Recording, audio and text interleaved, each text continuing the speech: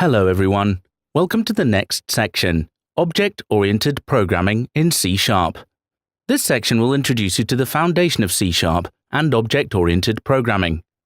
Let's begin with the first video now, using inheritance in C#. In today's world, inheritance is usually associated with the end of things. In OOP, however, it is associated with the beginning of something new and better. When we create a new class, we can take an already existing class and inherit it on our new class.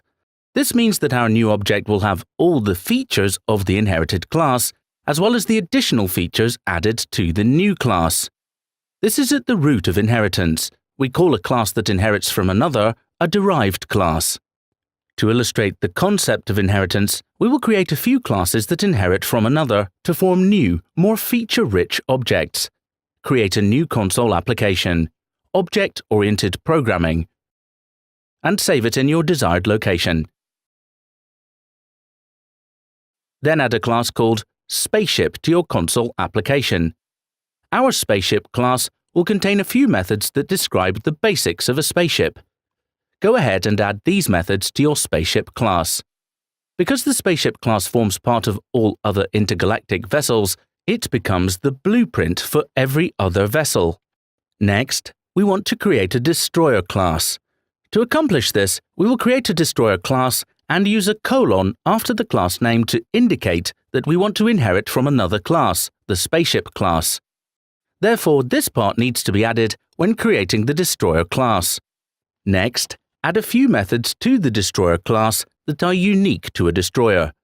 These methods belong only to the Destroyer class and not to the Spaceship class.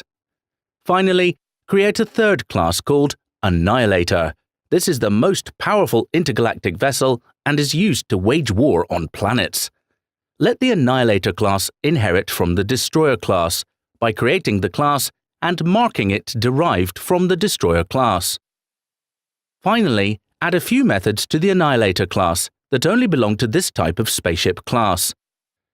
What we see now is that when we create a new instance of the Spaceship class in our console application, only the methods defined in that class are available to us.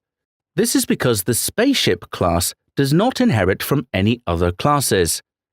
Go ahead and create the Spaceship class with its methods in the console application. You will see that these are the only methods available to us when instantiating a new instance of this class. Next, create a new instance of the Destroyer class. You will notice that the Destroyer class contains more methods than what we defined when we created the class. This is because the Destroyer class is inheriting the Spaceship class and therefore inherits the methods of the Spaceship class. Go ahead and create a Destroyer class with all its methods in the console application. Finally, create a new instance of the Annihilator class. This class contains all the methods of the Destroyer class as well as the methods from the Spaceship class. This is because Annihilator inherits from the Destroyer, which in turn inherits from Spaceship. Go ahead and create the Annihilator class with all its methods in the console application. So we saw that inheritance allows us to easily extend our classes by reusing functionality that already exists within another class created earlier.